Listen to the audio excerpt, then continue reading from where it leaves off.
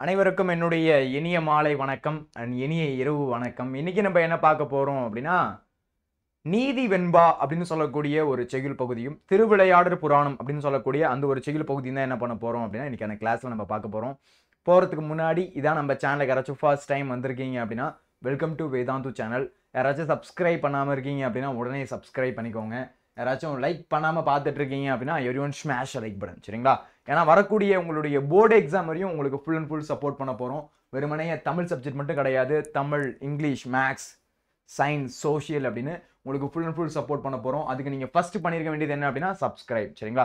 Subscribe பண்ணிருந்தீங்க அப்படின்னா தான் வீடியோஸ்லாம் நோட்டிஃபிகேஷனா வந்துகிட்டே இருக்கும். உங்களால ஈஸியா என்ன பண்ண முடியும் அப்படின்னா அந்த வீடியோஸை பார்த்து உங்களால பலன் அடைஞ்சிக்க முடியும். மார்க்கும் உங்களால எடுக்க. ஃபோன் நம்பர்ஸ் கொடுத்துருக்கேன், ஜஸ்ட் ஒரு வாட்டி கால் பண்ணி கேளுங்க, நேரில் ஒரு வாட்டி விசிட் பண்ணுங்க. உங்களுக்கு நியரா இருக்கக்கூடிய சென்டர்ஸை விசிட் பண்ணிட்டு உங்களுக்கு பிடிச்சிருக்குன்ற பட்சத்தில் ஜாயின் பண்ணிக்கலாம். சரிங்களா? சரி, ஓகே. இப்போ நம்ம கிளாஸ்க்குள்ள போயிடலாமா? சரி, ஓகே. இன்னைக்கு நம்ம பார்க்கக்கூடிய டாபிக் என்ன அப்படின்னா, நீதி வெண்பா அப்படின்னு சொல்லக்கூடிய ஒரு டாபிக் தான் என்ன பண்ண போறோம் அப்படின்னா இன்னைக்கு நம்ம பார்க்க போறோம். என்ன பார்க்க போறோம்? நீதி வெண்பா. இது யார் இயற்றிருக்கா அப்படின்னா, காப்பா செய்குதம்பி பாவலர். காப்பா அப்படின்னு போட்டக்கூடாது, கா, சரிங்களா? இதை கூட நம்ம கொஞ்சம் நோட் பண்ணணும். ஏன்னா ஆப்ஷன்ல இதை கூட ட்விஸ்ட் வச்சு கூட கேட்கலாம். சரியா? க ப, சரிங்களா? காப்பா செய்குதம்பி பாவலர், சரிங்களா? ஓகே. எக்ஸாம்ல கேட்குறாங்களோ இல்லையோ, ஆனால் இந்த ஸ்கூலில் வைக்கக்கூடிய சின்ன சின்ன டெஸ்ட்டு, நான் வைக்கக்கூடிய சின்ன சின்ன டெஸ்ட்டு, அதெல்லாம் உங்களை ட்விஸ்ட் பண்ணி விடணும், உங்களை மார்க்கை வந்து கம்மி பண்ணணும் அப்படின்றதுக்காக இந்த மாதிரி ட்விஸ்ட்லாம் பண்ணுவேன். என்ன பண்ணுவேன்னா, காப்பான் இருக்கா, நான் கேப்பான்னு மாற்றுவேன். சரியா? அப்போ நீங்கள் மாட்டிக்க கூடாது. அப்போது கொஞ்சம் கரெக்டாக பார்த்து ஆன்சர் பண்ணணும், சரிங்களா? அப்போ அதனால வந்து இதெல்லாம் கொஞ்சம் நோட் பண்ணணும். இந்த மாதிரி மைனூட்டாக இருக்கக்கூடிய விஷயம். இப்போ போர்டு எக்ஸாமில் கேட்பாங்களா சார் அப்படின்னா, போர்டு எக்ஸாமில் அந்த மாதிரி பெருசாக கேட்க மாட்டாங்கன்னு வச்சுக்கோங்களேன். ஆனால் நம்ம இந்த மாதிரி இருக்கக்கூடிய ஸ்கூல் டெஸ்ட்டு, நான் வைக்கக்கூடிய வேதாந்தில் வைக்கக்கூடிய டெஸ்ட்லாம் இந்த மாதிரி சம்டைம்ஸ் கேட்கும்போது நீங்கள் மாட்டிக்க கூடாது, சரிங்களா? அதனால தான் என்ன பண்ணுறோம் அப்படின்னா இதை கூட உங்களுக்கு ஹைலைட் பண்ணி சொல்கிறேன். கா ப செய்குதம்பி பாவலர். கா ப செய்குதம்பி பாவலர், சரிங்களா? நீதி வெண்பாவை இயற்றினது யார் அப்படின்னா கா ப செய்குதம்பி பாவலர், சரிங்களா? சரி, ஓகே. நுழையும் முன் அப்படின்றது பாருங்க. கற்றவர் வழி அரசு செல்லும் என்கிறது சங்க இலக்கியம். படிச்சவங்க வழி தான் அரசு போகும். இன்னைக்குமே பார்த்தீங்க அப்படின்னா பெரிய பெரிய போஸ்டிங்ல யார் இருக்கிறது சொல்லுங்க பார்க்கலாம்? IAS officers, IPS officers. அவங்கள எடுக்கக்கூடிய முறையே பார்த்தீங்க அப்படின்னா ஈஸியாலாம் கிடையாது. அவங்கள வந்து தேர்ந்தெடுக்கணும் அப்படின்னு வச்சுக்கோங்களேன். கிட்டத்தட்ட பார்த்தீங்க அப்படின்னா ப்ரிலிமினரி எக்ஸாம் இருக்கும், மெயின்ஸ் எக்ஸாம் இருக்கும், அதுக்கடுத்து இன்டர்வியூ இருக்கும், சரிங்களா? இந்த மாதிரி 3 ப்ராசஸ் இருக்கும். அதுலேயும் ப்ரிலிமினரி எக்ஸாம்லாம் வந்து எங்கேருந்து கொஷின் கேட்பாங்கன்னே தெரியாது. சிலபஸ் இருக்கும், நீங்கள் படிச்சுட்டு இருக்கீங்களா என்சிஆர்டி, அது ஃபுல்லத்தையும் படிக்கணும். அது 6வதுலேருந்து 12வது வரையும் படிக்கணும். அதுக்கடுத்து பார்த்தீங்கன்னா தனியாக ஒவ்வொருத்தவங்களுக்கு தனித்தனி புக் இருக்கும். இப்போ வந்து பாலிட்டினா லக்ஷ்மிகாந்த் அவர்களுடையது, இந்த மாதிரி ஒவ்வொருத்தவங்களுக்கு பார்த்தீங்கன்னா தனித்தனி புக் இருக்கும். ஹிஸ்ட்ரினா இவங்களோட புக்கு. அப்போ அந்த மாதிரி இருக்கக்கூடிய அந்த மெயின் சோர்ஸ் புக்கும் படிக்கணும். இது மாதிரி இருக்கக்கூடிய எல்லாத்தையும் ஜென்ரலாக படித்து கொஷின்ஸும் பார்த்தீங்கன்னா டேரெக்டாலாம் கேட்க மாட்டாங்க. யூபிஎஸ்சி எக்ஸாமில் கொஞ்சம் பார்த்தீங்கன்னா வந்து அவங்கள அசஸ் பண்ணுற மாதிரி கொஷின் கேட்பாங்க. அதுக்கு எல்லாத்தையும் ஆன்சர் பண்ணி டேக்கிள் பண்ணி கடைசியில் பார்த்தீங்க அப்படின்னா அதை வந்து என்ன பண்ணணும் அப்படின்னா நம்ம எழுதி கடைசியாக ஒரு வழியாக என்ன பண்ணணும் அப்படின்னா அந்த எக்ஸாமை கிராக் பண்ணணும். அப்போது அந்த ஒரு எக்ஸாம் ஏன் இவ்வளோ டஃபஸ்ட், இந்தியாஸ் டஃபஸ்ட் எக்ஸாம்னு எதை சொல்கிறாங்கன்னா யூபிஎஸ்சி தான் சொல்கிறாங்க. சரி, இந்தியாஸில் இருக்கக்கூடிய டஃபஸ்ட் எக்ஸாம்னு எதை சொல்கிறாங்கன்னா யூபிஎஸ்சி எக்ஸாம் தான்.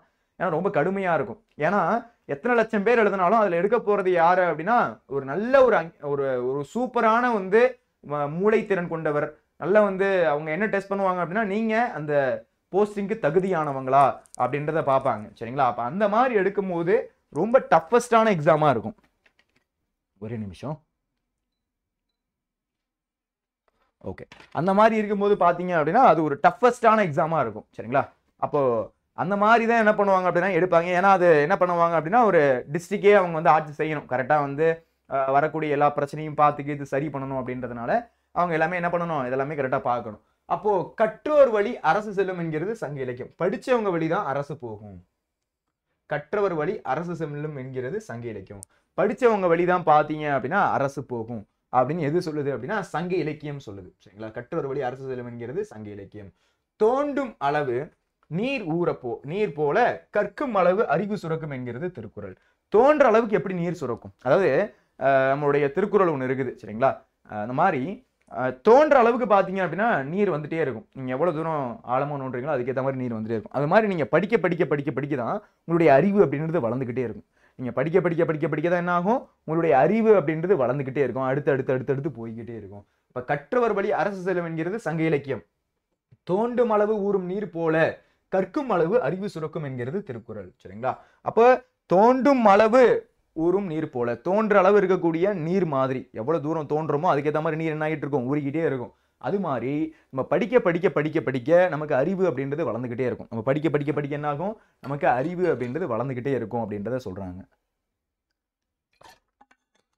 புரியுதுங்களா? நான் என்ன சொல்றேன் அப்படின்றது புரியுதா? எந்த பாயிண்ட் சொல்றேன்னு புரியுதா? அப்போ கற்றோர் வழி அரசு செல்லும்ங்கிறது சங்க இலக்கியம். சங்க இலக்கியம் என்ன சொல்லுது, படிச்சவங்க வழி தான் இந்த கவர்மெண்ட் இருக்கும். இப்பயுமே பாருங்க, பெரிய பெரிய போஸ்டிங்ல யார் இருக்கா, படிச்சவங்க தான் இருப்பாங்க. ஐஏஎஸ் ஆஃபீஸர் யாரு, படிச்சுட்டு தான் அந்த இருக்கக்கூடிய டஃபஸ்ட் எக்ஸாம் சொல்லக்கூடிய யூபிஎஸ்சி எக்ஸாம் கிளியர் பண்ணாதான் அவங்க அந்த இடத்துல வேலையில் இருக்க முடியும். சரிங்களா? அப்போ அந்த மாதிரி இருக்கக்கூடிய படிச்சவங்க வழி தான் அரசு செல்லும் என்கிறது சங்க இலக்கியம். சங்க இலக்கியம் அதான் சொல்லுது, இப்ப இருக்கக்கூடிய காலமும் அதான் சொல்லுது. அதனாலதான் படிச்சவனுக்கு கட்டு சோறு தேவையில்லைன்னு சொல்லுவாங்க. படிச்சிருக்கவனுக்கு கட்டு சோறு தேவையில்லை. ஏன்னா அவனுக்கு சென்ற இடமெல்லாம் சிறப்பு. இப்போ நீங்க நல்லா படிச்சிட்டீங்க, நீங்க ஐஏஎஸ் ஆஃபீஸர், ஐபிஎஸ் ஆஃபீஸர், இந்த மாதிரி டாக்டர், இல்லை வந்து ஐஐடியில் பெரிய ஒரு ஜாப் நல்லா வாங்கிட்டீங்க, பெரிய கம்பெனியில் வாங்கிட்டீங்க, கூகுள் அந்த மாதிரி ஒரு பெரிய கம்பெனிலாம் போய் பிளேஸ் ஆகிட்டீங்க, உங்களுக்கு மரியாதை எப்படி இருக்கும் நினச்சி பாருங்க. இப்போ வந்து கூகுளுடைய சிஇஓ யார் இருக்கா, சுந்தர் பிச்சை, அவர் தமிழர். சரிங்களா? அப்போ அந்த மாதிரி பார்த்தீங்க அப்படின்னா நீங்கள் வந்து ஒரு பெரிய போஸ்டிங்கில் போகும்போது எப்படி இருக்கும், அடே எல்லாரும் மதிப்பாங்க, எல்லாரும் என்ன பண்ணுவாங்க, அது வரையும் எல்லாரும் எப்படி சொல்லிட்டு இருப்பாங்க, இவங்களுடைய பையன் சொல்றது மாறி இவங்களுடைய அப்பா இவங்க அப்படின்னு சொல்லுவாங்க. இந்த பையனுடைய அப்பா தான் இவர், ஐஏஎஸ் ஆஃபீஸரோட அப்பா அப்படின்னு சொல்லுவாங்க. அது வரையும் எப்படி சொல்லிட்டு இருந்தாங்க, உங்க அப்பா வச்சு உங்களை அடையாளமா சொல்லுவாங்க. நீங்க வேலைக்கு பெரிய பெரிய போஸ்டிங் போனதுக்கு அப்புறம் இவருடைய அம்மா, இவருடைய அப்பா அப்படின்னு சொல்லுவாங்க. அந்த அளவுக்கு பாத்தீங்க அப்படின்னா வளர்ந்துருவோம். சரிங்களா? அப்ப கற்றோர் வழி அரசு செல்லும் என்கிறது சங்க இலக்கியம். தோண்டும் அளவு ஊறும் நீர் போல கற்கும் அளவு அறிவு சுரக்கும் அப்படின்னு திருக்குறள் சொல்லுது. தோண்டும் அளவு ஊறும் நீர் போல கற்கும் அளவு அறிவு சுரக்கும் என்கிறது திருக்குறள். கல்வியை போற்றுவதை புறநானூறு காலத்திலிருந்து தற்காலம் வரை தொடர்கின்றனர் தமிழர். கல்வியை போற்றுறது, சரிங்களா, கல்வியை வந்து போற்றி கற்கிறத பாத்தீங்க அப்படின்னா புறநானூறு காலம், சரிங்களா, புறநானூறு காலத்துல இருந்தே பாத்தீங்க அப்படின்னா தற்காலம் வரை தொடர்கின்றனர் தமிழர். புறநானூறு காலத்திலேருந்து இந்த காலம் வரையும் பாத்தீங்க அப்படின்னா நம்ம கல்வியை போற்றிக்கிட்டு தான் இருக்கும். கல்வி வந்து என்ன பண்ணிட்டு இருக்கோம், போற்றி போற்றி போற்றி போற்றி அடுத்த ஸ்டேஜ் நம்ம கொண்டு போயிட்டு தான் இருக்கோம். பூக்களை நாடி சென்று தேன் பருகும் வண்டுகளை போல நூல்களை நாடி சென்று அறிவு பெற வேண்டும். நம்ம எப்படி ஒரு பூக்களை நாடி சென்று போய் வந்து அந்த பூக்களை நாடி சென்று எப்படி போய் வண்டு போய் தேன் பருகுதோ அது மாதிரி நூல்களை நாடி சென்று அறிவு பெற வேண்டும். நம்ம தான் தேடி போகணும், நல்ல நல்ல புக்ஸை தேடி போய் என்ன பண்ணணும், நம்ம தான் படிக்கணும், நம்ம தான் படிச்சு நம்மளுடைய அறிவை வளர்த்துக்கணும். அதுவா நமக்கு வந்து அந்த அறிவு வராது. சரிங்களா? நம்ம தான் என்ன பண்ணணும், போய் போய் போய் போய் புதுசா இருக்கக்கூடிய புக்ஸை எடுத்து எடுத்து எடுத்து படிச்சு படிச்சு படிச்சு என்ன பண்ணணும், நம்மளுடைய அறிவை வளர்த்துக்கணும் அப்படின்றத சொல்றாங்க. கற்றவர் வழி அரசு செல்லும் என்கிறது சங்க இலக்கியம். தோண்டும் அளவு ஊறும் நீர் போல கற்கும் அறிவு அறிவு சுரக்கும் என்கிறது திருக்குறள். கல்வியை போற்றுவதை புறநானூறு காலத்திலிருந்தே தற்காலம் வரை தொடர்கின்றனர் தமிழர். பூக்களை நாடி சென்று தேன் பருகும் வண்டுகளை போல நூல்களை நாடி சென்று அறிவு பெற வேண்டும். இந்த மாதிரி இருக்கக்கூடிய நூல்களை நாடி சென்று தான் நம்ம என்ன பண்ணணும், அறிவை பெற்றுக்கொள்ளணும். நூல்களை நாடி சென்று தான் என்ன பண்ணணும், நம்ம அறிவை பெற்றுக்கொள்ளணும் அப்படின்றத சொல்றாங்க. சரிங்களா? அப்ப நீங்க தான் என்ன பண்ணணும், உங்களுடைய அறிவை தேடி போகணும். உங்களுடைய புக் எங்க இருக்கு, நீங்க அறிவு வளர்த்துக்கணும்னு நினைக்கக்கூடிய அந்த துறை எது இருக்கு, அது சம்மந்தமா இருக்கக்கூடிய புக்ஸ் எடுத்து நீங்க தான் என்ன பண்ணணும், போய் தேடி தேடி தேடி தேடி போய் என்ன பண்ணணும், அதை நீங்க படிக்கணும் அப்படின்றத இந்த இடத்துல சொல்றாங்க. சரிங்களா? ஓகே, இப்போ நம்ம இந்த பாடலுக்கு வந்துருவோம். இந்த பாடல் பாருங்க. அருளை பெருக்கிய அறிவை திருத்தி மருளை அகற்றி மதிக்கும் தெருளை அழுத்துவதாம் ஆவிக்கு அருந்துணையா இன்பம் பொருத்துவதும் கல்வி என்றே போற்று. அருளை பெருக்கிய அறிவை திருத்தி மருளை அகற்றி மதிக்கும் தெருளை அறுத்துவதும் ஆவிக்கு அருந்துணையா இன்பம் பொருத்துவதும் கல்வி என்றே போற்று. சரிங்களா? அருளை பெருக்கிய அறிவை திருத்தி மருளை அகற்றி மதிக்கும் தெருளை அறுத்துவதும் ஆவிக்கு அருந்துணையா இன்பம் பொருத்துவதும் கல்வி என்றே போற்று அப்படின்ற மாதிரி என்ன பண்ணிருக்காங்க, இந்த இடத்துல கொடுத்துருக்காங்க. ஒரு 4 வரிப்பா. சரியா? என்ன கொடுத்துருக்காங்க, ஒரு 4 வரி. சரிங்களா? அருளினை பெருக்கி, அருளை பெருக்கி அப்படின்னா அருளினை பெருக்கி. சரிங்களா? எதை பெருக்கணும், அருளினை நம்ம பெருக்கணும். சரிங்களா? அறிவை திருத்தி அப்படின்னா அறிவை வந்து நம்ம என்ன பண்ணணும்னா சீராக்கணும். எப்பயுமே அறிவு வந்து கரெக்டா இருக்கணும். நமக்கு 2 வழி இருக்குது. ஒன்று பார்த்தீங்கன்னா நல்ல வழி, இன்னொன்று பார்த்தீங்கன்னா தீய வழி.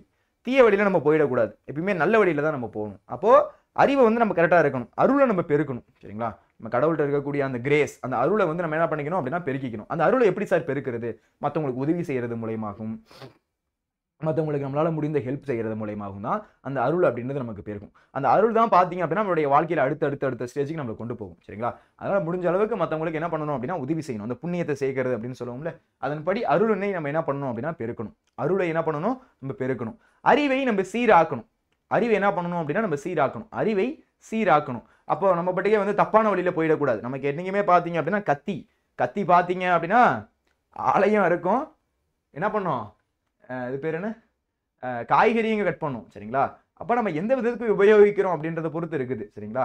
அப்ப நம்ம காய்கறி வெட்டுறதுக்கு தான் அந்த கத்தியை பயன்படுத்தணும். சரிங்களா? அப்போ அருளை பெருக்கி அறிவை திருத்தி, அறிவை என்ன பண்ணணும்? திருத்திக்கணும். சரிங்களா? அப்ப தப்பான பாதையில நம்ம என்னைக்குமே போயிடக்கூடாது. தப்பான பாதைன்னு தெரியுதுன்னா அப்படியே நம்ம ஸ்டாப் பண்ணி அப்படியே சரியான பாதைக்கு என்ன பண்ணணும்? வண்டி அப்படியே திருப்பிடணும். ஓ இது தப்பான பாதையா, அப்படியே திருப்படா வண்டியை, போடு செகண்ட் கியரை போட்டு ரைட்டான பாதையில வண்டியை விடுறா அப்படின்னு என்ன பண்ணணும்? கரெக்டான பாதைக்கு போகணுமே தவிர தப்பான பாதைக்கு நம்ம போகக்கூடாது. அருளை பெருக்கி அறிவை திருத்தி மயக்கம் அகற்றி, நமக்கு இருக்கக்கூடிய அந்த மயக்கம், மயக்கம் அப்படின்னா எதை சொல்றாங்க அப்படின்னா நமக்கு இருக்கக்கூடிய அந்த அறியாமை, நமக்கு இருக்கக்கூடிய அந்த அறியாமை, அறியாமையை நம்ம அகற்றணும். மருளை அகற்றி, மருள்னா மயக்கம். சரிங்களா? அந்த மருளை அகற்றி, மருள்னா அந்த இருக்கக்கூடிய அறியாமை, அந்த அறியாமையை நம்ம என்ன பண்ணணும் அப்படின்னா அகற்றணும். நமக்கு அறியாமைனா என்ன? சார் இப்போ எனக்கு வந்து எனக்கு நிறைய விஷயம் தெரியவே மாட்டேது சார். ஒரு பேங்க்ல போயிட்டு எப்படி பணம் எடுக்கிறதுன்னு தெரியல. இதெல்லாம் அறியாமை. இதெல்லாம் நமக்கு தெரியல எப்படின்னு. இப்போ இந்த மாதிரி இருக்கக்கூடிய நிறைய விஷயம், சரிங்களா? இப்போ அந்த மாதிரி இருக்கக்கூடிய நிறைய விஷயத்தை நம்ம என்ன பண்ணணும்னா சரிப்படுத்தணும். நமக்கு தேவையான விஷயத்தை நம்ம தெரிஞ்சுக்கணும். அன்றாட வாழ்க்கையில வாழ்றதுக்கு தேவையான எல்லா விஷயத்தையும் நம்ம என்ன பண்ணணும் அப்படின்னா லேர்ன் பண்ணிக்கணும். வாழ்றதுக்கு தேவையான எல்லா விஷயத்தையும் நம்ம என்ன பண்ணிக்கணும் அப்படின்னா லேர்ன் பண்ணிக்கணும். அருளை பெருக்கி அறிவை திருத்தி மருளை அகற்றி மதிக்கும் தெருளை, மருளை அகற்றி மதிக்கும் தெருளை, மதிக்கும் தெருளை. அறுத்துவதும் ஆவிக்கு அருந்துணையாய் இன்பம், அறுத்துவதும் ஆவிக்கு அருந்துணையாய் இன்பம், பொருத்துவதும் கல்வி என்றே போற்று, பொருத்துவதும் கல்வி என்றே போற்று.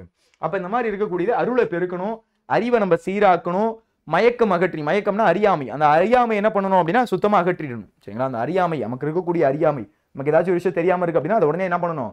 தெரிஞ்சுக்க ட்ரை பண்ணணும். இல்லை இது நமக்கு தெரியாம இருக்கக்கூடாது, கண்டிப்பா நமக்கு இந்த கான்செப்ட் தெரியணும். கண்டிப்பா அது இருக்கக்கூடிய வாழ்வில் இருக்கக்கூடிய சில விஷயம், நமக்கு வந்து பேங்க்ல போயிட்டு பணம் எடுக்க தெரியணும், இந்த மாதிரி இருக்கக்கூடிய பேசிக்கான விஷயம் அப்படின்றது நமக்கு தெரியணும். அருளை பெருக்கி அறிவை திருத்தி மருளை அகற்றி மதிக்கும் தெருளை, அறிவுக்கு தெளிவு தந்து, அறிவுக்கு நம்ம என்ன பண்ணணும் அப்படின்னா தெளிவு தரணும். அறிவுக்கு தெளிவு தந்து உயிருக்கு அரிய துணையாய் இன்பம் சேர்ப்பது கல்வி. உயிருக்கு அரிய துணையாய் இன்பம் சேர்ப்பது எது அப்படின்னா கல்வி தான். உயிருக்கு அரிய துணையாய் இன்பம் சேர்க்கக்கூடியது எது அப்படின்னா அது கல்வி தான். சரிங்களா? அப்போ மதிக்கும் திரளை அறுத்துவதாம் ஆவிக்கு அருந்துணையாய் இன்பம், பொருத்துவதும் கல்வி என்றே போற்று. சரிங்களா? எனவே அதை போற்றி கற்க வேண்டும். அதனால பாத்தீங்க அப்படின்னா நம்ம கல்வியை போற்றி கற்கணும். கல்வி என்ன பண்ணணும்? போற்றி கற்கணும் அப்படின்னு சொல்றாங்க. அப்ப அருளனை பெருக்கி அறிவை திருத்தி, அருளை நம்ம பெருக்கணும். சரிங்களா? அருளை பெருக்கி அறிவை திருத்தி, அறிவை சீராக்கி, அறிவை வந்து நம்ம சீராக்கிக்கணும். தப்பான பாதையில நம்ம போயிடக்கூடாது. தப்பான பாதையில போறோம்னு தெரிஞ்சுன்னா அப்படி நிப்பாட்டிடணும் எல்லாத்தையும். ஓகே தப்பான பாதையாது, ஓகே அப்படியே நம்ம என்ன பண்ணணும்? அப்படியே நிப்பாட்டிட்டு அப்படியே ரிவர்ஸ் எடுத்துணும், வண்டியை எடுத்துட்டு ரைட்டான பாதையில நம்ம என்ன பண்ணணும்? போகணும். ஏன்னா இப்ப இருக்கக்கூடிய ஜென்ரேஷன்ல எல்லாமே பாத்தீங்க அப்படின்னா தீய செயல் ஈஸியா வந்து நம்ம கை கூட வந்துடும் எல்லாமே. அது எல்லாத்தையும் நம்ம என்ன பண்ணணும் அப்படின்னா நம்ம தான் பார்த்து எது சரியானது தவறானது அப்படின்றத பார்த்து அதுக்கேற்ற மாதிரி அந்த ரூட்ல நம்ம வந்து என்ன பண்ணணும் அப்படின்னா பயணிக்கணும். அருளை பெருக்கி அறிவை திருத்தி மருளை அகற்றி, மருள் அப்படின்னா அந்த இருக்கக்கூடிய மயக்கம், அந்த இருக்கக்கூடிய மயக்கத்தை அகற்றணும். சரிங்களா? மதிக்கும் தெருளை, அறிவுக்கு தெளிவு தரணும். நம்மளுடைய அறிவுக்கு தெளிவு தரணும். தெளிவு தந்து மதிக்கும் தெருளை அறுத்துவதாம் ஆவிக்கு அருந்துணையாய் இன்பம், பொருத்துவதும் கல்வி என்றே போற்று, பொருத்துவதாம் கல்வி என்றே போற்று அப்படின்றத சொல்லியிருக்காங்க. சரிங்களா? ஓகே, இதுவரை எல்லாருக்கும் புரிஞ்சதா? இதுவரை எல்லாருக்கும் கிளியரா? இதுவரை எல்லாருக்கும் புரிஞ்சுதான் பாருங்க. அருளினை பெருக்கிய அறிவை சீராக்கி மயக்கத்தை அகற்றி அறிவுக்கு தெளிவு தந்து உயிருக்கு அணிய துணையாய் இன்பம் சேர்ப்பது கல்வியே. எனவே அந்த அருதை போற்றி கற்க வேண்டும் அப்படின்றத சொல்றாங்க. அதுக்கடுத்து பாருங்க, சதம் அப்படின்னா 100 அப்படின்றது பொருள். இப்போ வந்து கேள்விப்பட்டிருப்பீங்க, விராட் கோலி சதம் அடித்தார், தோனி சதம் அடித்தார், சச்சின் சதம் அடித்தார். சதம்னா 100ன்னு அர்த்தம். சரிங்களா? ஒருவருடைய புலமையையும் நினைவாற்றலையும் நுண்ணறிவையும், ஒருத்தவங்களுடைய புலமை எந்த அளவுக்கு அவங்க புலமையா பேசுறாங்க. இப்போ தமிழ் எடுத்துட்டீங்கன்னா நல்லா புலமையா பேசுவேன், நல்லா தமிழை வந்து நான் என்ன பண்ணுவேன்? சரளமா பேசுவேன், தப்பு இல்லாம பேசுவேன், அது புலமை. நினைவாற்றல் அப்படின்னா எனக்கு ஞாபகம் எவ்வளவு இருக்குது, என்னுடைய நுண்ணறிவு, அதாவது வந்து என்னுடைய சப்கான்சியஸ் மெமரி பவர் எப்படி இருக்குது, அந்த டைம்ல நான் எப்படி ஆன்சர் சொல்றேன், நுண்ணறிவு. இதெல்லாமே சோதிப்பதற்காக ஒரே நேரத்தில் ஒரே டைம்ல நிகழ்த்தப்படக்கூடிய 100 செயல்கள். சரிங்களா? ஒரே நேரத்தில் நிகழ்த்தப்படக்கூடிய 100 செயல்களையும் நினைவில் கொண்டு விடையளித்தலே சதாவதானம். இந்த மாதிரி விடையளிக்கக்கூடியதான் சதாவதானம். சதம் என்றால் 100 என்பது பொருள். சதம் அப்படின்னா என்ன? 100. ஒருத்தவங்களுடைய புலமை, ஒருத்தவங்களுடைய புலமை, அதுக்கடுத்து அவங்களுடைய நினைவாற்றல், ஒருத்தவங்களுடைய புலமையையும் ஒருத்தவங்களுடைய நினைவாற்றல், அவங்களுடைய நினைவாற்றலையும் அவங்களுடைய நுண்ணறிவையும், ஒருத்தவங்களுடைய இருக்கக்கூடிய நுண்ணறிவையும் சோதிப்பதற்காக ஒரே நேரத்தில் நிகழ்த்தப்படக்கூடிய 100 செயல்கள். சரிங்களா? ஒரே நேரத்தில் நிகழ்த்தப்படக்கூடிய 100 செயல்களையும் நினைவில் கொண்டு விடையளித்தல், அதை வந்து மனசுல வச்சுக்கிட்டு விடையளிக்கிறதா என்ன சொல்றாங்க அப்படின்னா அதுதான் என்ன சொல்றாங்க? சதாவதானம் அப்படின்னு சொல்றாங்க. என்ன சொல்றாங்க? சதாவதானம். சரிங்களா? சதாவதானம் அப்படின்னு சொல்றாங்க. சதம் என்றால் 100, ஒருத்தவங்களுடைய புலமை, ஒருத்தவங்களுடைய நினைவாற்றல், ஒருத்தவங்களுடைய நுண்ணறிவு, இதை சோதிக்கிறதுக்காக ஒரே நேரத்தில் புகழ்த்தக்கூடிய 100 செயல்களையும் நினைவில் கொண்டு விடையளித்தல் தான் சதாவதானம் அப்படின்னு சொல்றாங்க. நூல்வழி பாருங்க. சதாவதானம் என்னும் கலையில் சிறந்து விளங்கியவர் யார் அப்படின்னா செய்குதம்பி பாவலர். சரிங்களா, நிறைய செயல் பகுதி வருது, ஆத்தர் பேரை நீங்க மறந்துடக்கூடாது. சரிங்களா, நிறைய செயல் பகுதி வருது சார், அதனால குழம்பிட்டேன் சார் அப்படின்னு மறந்துடக்கூடாது. சரிங்களா, சதாவதானம் என்னும் கலையில் சிறந்து விளங்கியவர் யார் அப்படின்னா செய்குதம்பி பாவலர். 1874 முதல் 1950 கன்னியாகுமரி மாவட்டம் இடலாக்குடி என்னும் ஊரை சேர்ந்தவர். எந்த ஊரை சேர்ந்தவர்? கன்னியாகுமரி டிஸ்ட்ரிக்ட் இடலாக்குடி அப்படின்னு சொல்லக்கூடிய ஊரை சேர்ந்தவர். கன்னியாகுமரி டிஸ்ட்ரிக்ட் இடலாக்குடி என்னும் ஊரை சேர்ந்தவர். 15 வயசுலயே பாத்தீங்க அப்படின்னா செயல் ஈற்றக்கூடிய திறன் பெற்றவர். எத்தனை வயசு? 15 வயசு. 15 வயசுலேயே பாத்தீங்க அப்படின்னா செயல் இயற்றக்கூடிய திறன் பெற்றவர். 15 வயசுலேயே செயல் இயற்றக்கூடிய திறன் பெற்றவர். சீரா புராணத்துக்கு உரை எழுதியவர். சீரா புராணத்துக்கு உரை எழுதியவர் யாரு அப்படின்னா நம்மளுடைய யாரு? நம்மளுடைய செய்குதம்பி பாவலர். நம்மளுடைய செய்குதம்பி பாவலர். அப்போ சதாவதானம் அப்படின்ற கலையில சிறந்து விளங்கினவர் யார் அப்படின்னா செய்குதம்பி பாவலர். 1874 1950. சரிங்களா, 1874 1950 கன்னியாகுமரி மாவட்டம் இடலாக்குடி அப்படின்னு சொல்லக்கூடிய ஊரை சேர்ந்தவர். கன்னியாகுமரி மாவட்டம் இடலாக்குடி என்னும் ஊரை சேர்ந்தவர். 15 வயசுலேயே செயல் ஏற்றுவார். நம்ம 15 வயசுல விளாண்டுகிட்டு இருந்திருப்போம், ஸ்கூல் ஏதாச்சும் போயிட்டு இருந்திருப்போம். அந்த வயசுல செயல் இயற்றுவாராம். செயல் இயற்றலாம் சாதாரண விஷயம் கிடையாது.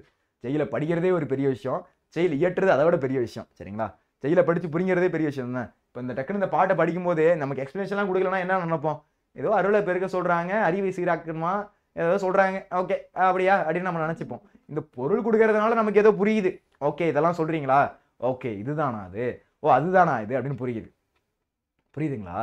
இல்லைன்னா நமக்கு ஒன்றும் புரியாது, கஷ்டப்படுவோம். என்னத்த சொல்ல வராங்க இவங்க அப்படின்ற மாதிரி கஷ்டப்படுவோம். சரிங்களா, இப்ப சதாவதானம் அப்படின்ற கலையில சிறந்து விளங்கியவர் செய்குதம்பி பாவலர். 1874 1950 கன்னியாகுமரி மாவட்டம் இடலாக்குடி அப்படின்னு சொல்லக்கூடிய ஊரை சேர்ந்தவர். 15 வயசுலேயே பாத்தீங்க அப்படின்னா செயல் இயற்றக்கூடிய திறன் பெற்றவர். சீரா புராணத்துக்கு உரை எழுதியவர். சீரா புராணத்தில் எழுதுனது உமரவு புலவர். சீரா புராணத்துக்கு உரை எழுதியவர் யாருன்னா செய்குதம்பி பாவலர். சரிங்களா, ஓகே. 1907 மார்ச் 10, இது ரொம்ப முக்கியம் அந்த டேட். 1907 மார்ச் 10 பாத்தீங்க அப்படின்னா சென்னை விக்டோரியா அரங்கத்துல அறிஞர் பலர் முன்னிலையில 100 செயல்களை செய்து காட்டி சதாவதானி என்று பாராட்ட பெற்றார். அப்போ 1907 மார்ச் 10. சரிங்களா, 1907 மார்ச் 10 பாத்தீங்க அப்படின்னா சென்னை விக்டோரியா அரங்கம். சரிங்களா, எங்க? சென்னையில இருக்கக்கூடிய விக்டோரியா அரங்கம். அங்க பாத்தீங்க அப்படின்னா அறிஞர் பலர் முன்னிலை. சரிங்களா, நிறைய பேர் அறிஞர் இருக்காங்க, அவங்க முன்னாடி போயிட்டு தான் என்ன பண்ணணும் அப்படின்னா அந்த மாதிரி செயல் இயற்றி காமிக்கணும். அப்ப அறிஞர் பலர் முன்னிலையில 100 செயல்களை செஞ்சு காமிக்கிறாங்க. 100 செயல்களை செய்து காட்டி சதாவதானி என்று பாராட்ட பெற்றார். சதாவதானி என்று பாராட்ட பெற்றார். இவருடைய நினைவை போற்றும் வகையில் இடலாக்குடியில மணி மண்டபமும் பள்ளியும் உள்ளது. இவருடைய நினைவை போற்றும் வகையில் என்ன பண்ணிருக்காங்க? இடலாக்குடியில மணி மண்டபமும் பள்ளியும் அமைச்சிருக்காங்க. இவருடைய நினைவை போற்றும் வகையில இடலாக்குடியில மணி மண்டபமும் பள்ளியும் அமைச்சிருக்காங்க.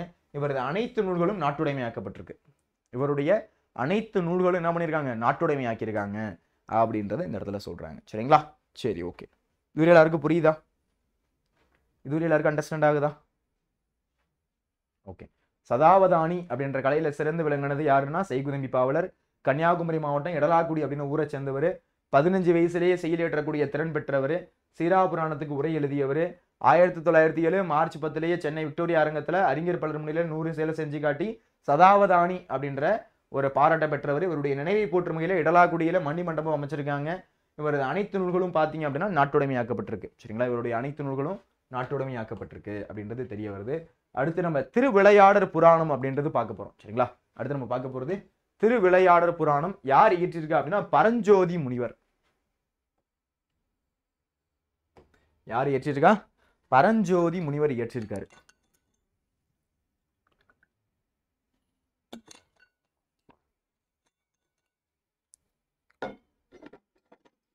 ஓகே, அதான் என்ன பண்ண போறோம் அப்படின்னா இன்னைக்கு கிளாஸ்ல நம்ம பார்க்க போறோம்.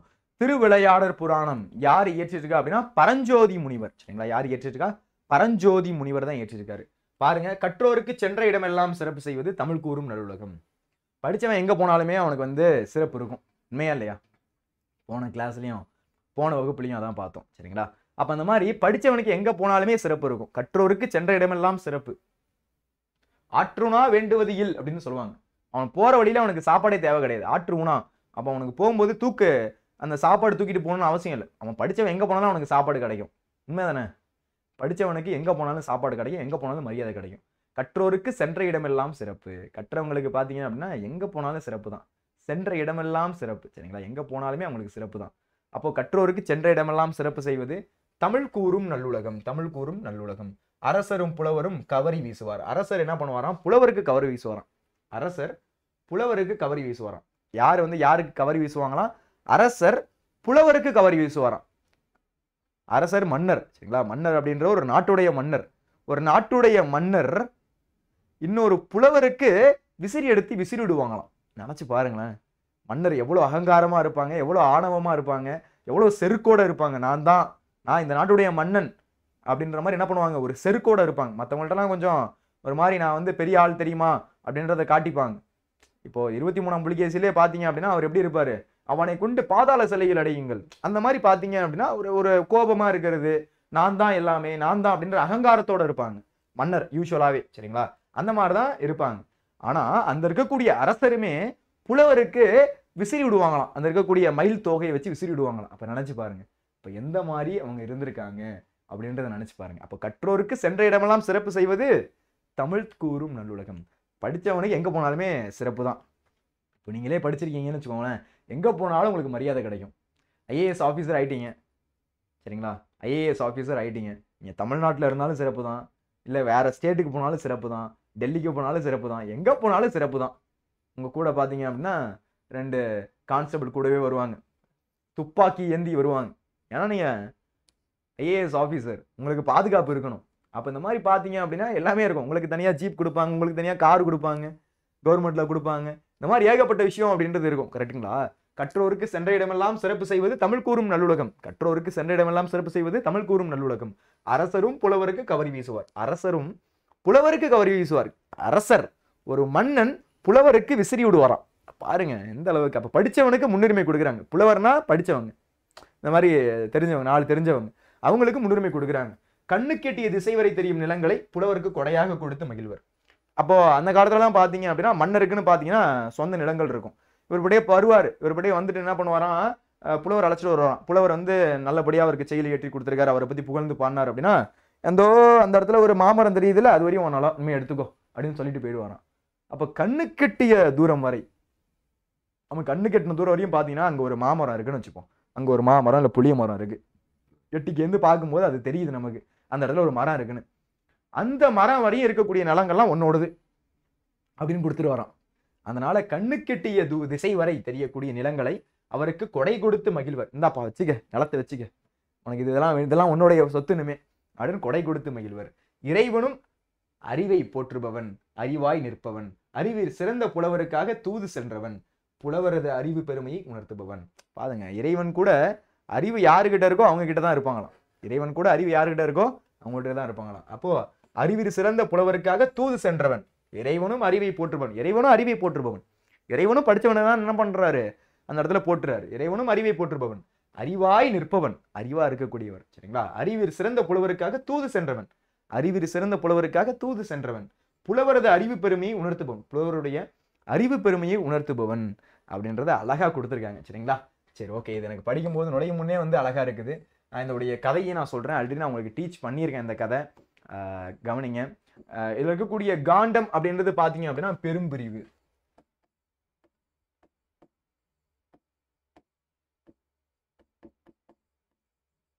படலம் அப்படின்றது பாத்தீங்க அப்படின்னா உட்பிரிவு. சரிங்களா? காண்டம் அப்படின்றது பெரும்பிரிவு, படலம் அப்படின்றது பாத்தீங்க அப்படின்னா உட்பிரிவு. படலம் அப்படின்றது என்ன? அது உட்பிரிவு. சரிங்களா? அப்ப திரு ஆலவாய் காண்டம், அந்த 3வது இருக்கக்கூடியது, அந்த 3வது காண்டமா இருக்கக்கூடிய திரு ஆலவாய் காண்டம், அந்த பகுதியில தான் நமக்கு இருக்கக்கூடிய அந்த செய்யுள் பகுதி அப்படின்றது இருக்கு. இதுலயும் பாத்தீங்க அப்படின்னா இடைக்காடன் பிணக்கு தீர்த்த படலம் 56வது படலம். சரிங்களா? அதை தான் நமக்கு கொடுத்துருக்காங்க. இடைக்காடன் பிணக்கு தீர்த்த படலம். இடைக்காடன் பிணக்கு தீர்த்த படலம். பிணக்கு அப்படின்னா சிறு சண்டை. இடைக்காடனுக்கும் குலேச பாண்டியன் அப்படின்னு சொல்லக்கூடிய மன்னனுக்கும் நடந்த அந்த பிணக்குனா ஒரு சிறு சண்டை, சிறு பிளவு, சிறு சண்டை, அதை வந்து சரி செய்யற மாதிரி இருக்கக்கூடியதுதான் இந்த ஒரு கதை. சரிங்களா? ஓகே. நிறைய திருவிளையாடற் புராணம் பார்த்துருப்போம். ஆனா அதுல வந்து விரிவும் சிறப்பும் கொண்டது யாது அப்படின்னா பரஞ்சோதி முனிவர் இயற்றிய திருவிளையாடற் புராணம் தான் விரிவும் சிறப்பும் கொண்டது. நல்லா இருக்கும், ரொம்ப அழகா இருக்கும். அதை படிக்கும் போது ரொம்ப இன்ட்ரெஸ்டிங்கா இருக்கும். சரிங்களா? சரி, ஓகே. என்னென்ன சார் நடக்க போகுது அப்படின்றத பார்ப்போமா? சரி, ஓகே. ஃபர்ஸ்ட் பாருங்க. நான் இந்த ஃபர்ஸ்ட் இந்த கதையை சொல்லி முடிச்சிடுறேன். அதுக்கடுத்து நம்ம பாடலுக்குள்ள போவோம். பாண்டிய நாட்டை ஆட்சி புரிந்த குலேச பாண்டியன். பாண்டிய நாட்டை ஆட்சி புரிந்தவன் யார் அப்படின்னா இந்த குலேச பாண்டியன் சொல்லக்கூடிய ஒரு மன்னன். இந்த இடத்துல பாத்தீங்க அப்படின்னா இந்த நல்லா மீசையெல்லாம் முறுக்கிக்கிட்டு கழுத்துல பாத்தீங்கன்னா வேப்ப மாலை அணிந்திருக்கக்கூடியவன் தான் யார் அப்படின்னா இந்த குலேச பாண்டியன்.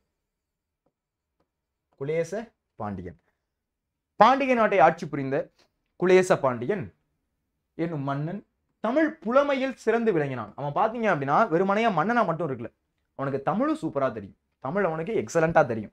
ஏன்னா பாண்டியர்களாலே கொஞ்சம் தமிழ் அவங்களுக்கு கொஞ்சம் நல்லாவே தெரியும். அப்ப அந்த மாதிரி பாத்தீங்க அப்படின்னா தமிழ் புலமையில சிறந்து விளங்கியிருக்கான். தமிழ் புலமையில என்ன பண்ணியிருக்கான்? சிறந்து விளங்கியிருக்கான். யாரு? குலேச பாண்டியன். கபிலருடைய நண்பர் யாரு அப்படின்னா இடைக்காடனார். கபிலருடைய நண்பர். கபிலர் அப்படின்றது உங்களுக்கு தெரியும், குறிஞ்சிப்பாட்டை ஏற்றினவர். அவரும் புலவர் தான். அப்ப கபிலருடைய நண்பர் அவரு யாரு அப்படின்னா ஒரு புலவர். யார் அப்படின்னா இடைக்காட்டனார். இவர் தான் அந்த உட்கார்ந்துருக்காருல, இந்த சேர்ல உட்கார்ந்துருக்காருல, இவர் தான் யார் அப்படின்னா இடைக்காடனார். அவர் தான் யாரு? இடைக்காடனார் என்னும் புலவர். தாம் இயற்றிய கவிதையினை மன்னன் முன்பு பாட அதை பொருட்படுத்தாமல் மன்னன் அவரை அவமதித்தான். அதாவது கபிலருடைய நண்பர் இடைக்காடனார் என்ன பண்றாரு அப்படின்னா இந்த குலேச பாண்டியன்ட்ட வந்து பாட்டு பாடி காமிக்கிறார். என்ன பண்ணி காமிக்கிறாரு? பாட்டு பாடி காமிக்கிறார். ஒரு பாட்டு. மன்னா, மன்ன மாதிரி யாருமே இல்ல மன்னா, இங்க நீ எவ்வளவு பெரிய ஆள் தெரியுமா மன்னா அப்படின்ற மாதிரி என்ன பண்றாரு? இவரு வந்து இவரை பார்த்து ஒரு பாட்டு பாடுறாரு. அப்படி பாட்டு பாடும்போது என்ன பண்ணணும்? இப்ப சும்மா வந்து ஒருத்தவங்கள்ட்ட நீங்க போய் பேசுறீங்கனாலே அவங்க என்ன பண்ணணும்? ஒரு ரெஸ்பான்ஸ் பண்ணணும். நான் வந்து உங்களை பத்தி பாட்டு பாடி காமிக்கிறேன்னா நீங்க என்ன பண்ணணும்? நல்லா இருக்குன்னு சொல்லணும், இல்ல நல்லா இல்லைன்னாச்சும் சொல்லணும். எதுவுமே சொல்லாம கண்டுக்காம நீங்க அப்படி தலையெல்லாம் ஆட்டிட்டு இருந்தீங்கன்னா எப்படி இருக்கும்? எனக்கு என்னடா அது நம்ம பாட்டெல்லாம் பாடி காமிக்கிறோம், கண்டுக்கவே மாட்டாங்களே அப்படின்னு தோணுமா தோணாதா? அந்த மாதிரி இடைக்காடனார் குலேச பாண்டியன்ட்ட பாட்டு பாட வராரு. இடைக்காடனார் குலேச பாண்டியன் பாட்டு பாட வராரு. தாம் இயற்றிய கவிதையினை மன்னன் முன்பு பாட அதை பொருட்படுத்தாமல் மன்னன் அவனை அவமதிச்சிட்டார். கண்டுக்கவே இல்லை. ஒரே ஷேம் ஆயிடுச்சு இடைக்காடனாருக்கு. என்னடா இது, நம்ம வந்து எப்படியா பாட்டெல்லாம் ரெடி பண்ணிட்டு வந்திருக்கோம், இப்படியே பாட்டெல்லாம் பாடி எப்படியாச்சும் இவர்கிட்ட பரிசு பொருட்கள் வாங்கிட்டு போலான்னு பார்த்தோம். இவர் என்னடா இந்த மாதிரி சொல்றாரு? ஊர்லயே வந்து பெரிய மன்னர், பெரிய ஆளு குலேச பாண்டியன். இவருக்கு இன்னொரு பேர் இருக்கு, குசேல பாண்டியன்னு சொல்லுவாங்க. குலேச பாண்டியன் அது குசேல பாண்டியன்னு சொல்லுவாங்க. ஆனா புக்கில் பாத்தீங்கன்னா குலேச பாண்டியன் தான் கொடுத்துருக்காங்க. சரிங்களா? இவர் பாத்தீங்கன்னா பெரிய ஆளு அப்படி இப்படின்னு கேள்விப்பட்டோம். வந்து பாட்டு பாடினா கண்டுக்க கூட மாட்டாரு அப்படின்னு பாத்தீங்க அப்படின்னா இவரு ஒரே ஷேம் ஆயிடுச்சுன்னு ஃபீல் பண்றாரு. யாரு ஃபீல் பண்றது? இடைக்காடனார் ஃபீல் பண்றாரு. சரிங்களா? பாருங்க. மனம் வருந்திய இடைக்காடனார் இறைவனிடம் முறையிட்டார். சும்மா இருப்பாரா? கடுப்பாகி போய் என்ன பண்றாருன்னா இறைவன்கிட்ட போயிடுறாரு. யாருக்கிட்ட போறது? இறைவன்கிட்ட போய் வந்து சொல்லிடுறாரு, இறைவா நான் இந்த மாதிரி ஒரு பாட்டு பாடிட்டு போனேன், பாட்டு எடுத்துட்டு போனேன், அழகா சூப்பரா வந்து ஒரு பாட்டு ரெடி பண்ணிட்டு போனேன். நான் பாட்டு பாடுறேன், எனக்கு கண்டுக்கவே இல்லை, எனக்கா மன உளைச்சல் ஆயிடுச்சு அப்படின்னு என்ன பண்றாரு? போய் இறைவன்கிட்ட சொல்றாரு. மனம் வருந்திய இடைக்காடனார் இறைவனிடம் முறையிட்டார். மன்னன் பிழையை உணர்த்துவதற்காக இறைவன் கடம்பவன கோவிலை விட்டு வட திரு ஆலவாயில் சென்று தங்கிறார். அதாவது மன்னன் பாத்தீங்க அப்படின்னா இந்த இடத்துல ஒரு தப்பு பண்ணிட்டார். குலேச பாண்டியன் மன்னன். சரிங்களா? மன்னன் இந்த இடத்துல என்ன தப்பு பண்ணாரு? இவர் பாட்டு பாடினதுக்கு ஏதாச்சும் சொல்லியிருக்கணும். அட்லீஸ்ட் வந்து நிறைய பொண்ணு பொருள் கொடுக்கலனா கூட கொஞ்சோண்டு சொல்லி அனுப்பி என்ன பண்ணிருக்கலாம்? அனுப்பியிருக்கலாம். நல்லா இல்லைனா கூட, இந்த பாட்டு நல்லா இல்லைனா கூட ஏதோ கொஞ்சம் பொருள்களை சொல்லி கொடுத்து சைட்டு போயிட்டு வாங்கப்பா அப்படின்னு சொல்லி அனுப்பியிருக்கலாம். அதை விட்டுட்டு அவமதிச்சது தப்பா இல்லையா? அவமதிச்சது தப்பு. அப்படி பண்ணியிருக்கலாமா? பண்ணியிருக்க கூடாது. அப்போ இறைவன் என்ன பண்றாருன்னா ஒரு பாடத்தை புகட்டணும் அப்படின்னு நினைக்கிறாரு. இறைவன் என்ன பண்றாரு? குலேச பாண்டியனுக்கு ஒரு பாடத்தை புகட்டணும் அப்படின்னு நினைக்கிறாரு. சரிங்களா? அப்போ இறைவன் கடம்பவன கோவிலை விட்டு நீங்கி வட திரு ஆலவாயில் சென்று தங்கினார். இறைவன் என்ன பண்றாரு அப்படின்னா கடம்பவன கோவிலை விட்டு நீங்கிறார். ஆக்சுவலா கடம்பவன கோவில் அப்படின்றது குலேச பாண்டியன் இருக்கக்கூடிய அந்த ஒரு பகுதி. அந்த கோவிலை விட்டு நீங்கி வட திரு ஆலவாயில் சென்று தங்குறார். வட திரு ஆலவாயில் அங்க போய் தங்குறார். இதை அறிந்த மன்னன் தன் பிழையை பொறுத்தருளுமாறு இறைவனை வேண்டி இடைக்காடனாருக்கு சிறப்பு செய்தான். இறைவனும் கோவிலுக்கு திரும்பினார். அப்போ இதை அறிந்த மன்னன் தன் பிழையை பொறுத்தருளுமாறு, இப்பதான் தெரியுது, ஐயோ நம்ம இடைக்காடனார அவமதிச்சது தப்பாயிடுச்சு, நம்ம இடைக்காடனார அவமதிச்சது தப்பாயிடுச்சு, நம்ம அந்த மாதிரி பண்ணிருக்க கூடாதோ அப்படின்னு நினைச்சு என்ன பண்றாரு? சரி நம்ம பண்ணது தப்பு தான் அப்படின்னு என்ன பண்றாரு? மறுபடியும் அவரை கூப்பிட்டு அவரை பொன் இருக்கையில் அமர வச்சு அவருக்கு பொண்ணும் பொருளும் கொடுத்து அனுப்பி விடுறாரு. எப்படி இந்த கதை வருதுன்னு புரியுதுங்களா? அப்போ இடைக்காடனார் வந்து ஒரு பாட்டு பாட வராரு. அப்போ குலேச பாண்டியன் பாட்டு பாடுறதை வந்து கொஞ்சம் ஏத்துக்கிட்டு நல்லா இருக்கும் நல்லா இல்லையோ கொஞ்சம் ஏதாவது சொல்லி அனுப்பியிருக்கலாம். சரி நல்லா இருக்குதுங்க, இதுவும் கூட நல்லா இருக்குதுங்க அப்படின்னு சொல்லி அனுப்பியிருக்கலாம். ஆனா கண்டுக்காம இருந்தாரு. என்ன பண்ணாரு? கண்டுக்காம இருந்ததுனால இறைவன் என்ன பண்றாரு அப்படின்னா குலேச பாண்டியனுக்கு ஒரு பாடத்தை போடணுன்றதுக்காக ஒரு இடத்துல இருந்து இன்னொரு இடத்துக்கு போயிடுறாரு. சரிங்களா? ஓகே, அதுதான் இந்த ஒரு கதை. இந்த கதையை இப்ப நம்ம பார்ப்போம். இடைக்காடனார் மண்ணின் அவையில் கவிதை படித்தல். இடைக்காடனார் மன்னனின் அவையில் கவிதை படித்தல். இடைக்காடனார் மன்னனுடைய அவையில போய் கவிதை படிக்கிறார். இடைக்காடனார் என்ன பண்றாரு? மன்னனுடைய அவையில போய் கவிதை படைக்கிறார். எப்படி படைக்கிறார்னு பாருங்க. கலிந்த பெரும் கேள்வியினான் என கேட்டு முழுது உணர்ந்த கபிலன் தன்பால் பொழிந்த பெரும் காதல் மிகு கேண்மையினான் இடைக்காட்டு புலவன் தென்சொல் பொழிந்து அரசன் தன்னை காண்டும் என தொடுத்த பணுவலோடு மூறி தீந்தேன் வலிந்து ஒழுகு தாரனை கண்டு தொடுத்து உரை பணுவல் வாசித்தான் ஆள். என்ன சார் சொல்றாங்க? கலிந்த பெரும் கேள்வியினான். கேள்வியினான் அப்படின்னா நூல் வல்லான் அப்படின்னு அர்த்தம். கேள்வியினான் அப்படின்னா நூல் வல்லான், நூல்களில் சிறந்தவன், நூல்களில் அதிகமாக அறிந்தவன் அப்படின்றது பொருள். கலிந்த பெரும் கேள்வியினான் அப்படின்னா நூல் வல்லான், நல்லா நூல்கள்ல நல்லா சிறந்தவன் அப்படின்றது பொருள். நூல்கள்ல நல்லா சிறந்தவன் அப்படின்றது பொருள். அந்த மாதிரி ஊர்ல இருக்கவங்க எல்லாம் பேசுறாங்க. என்ன பேசுறாங்க?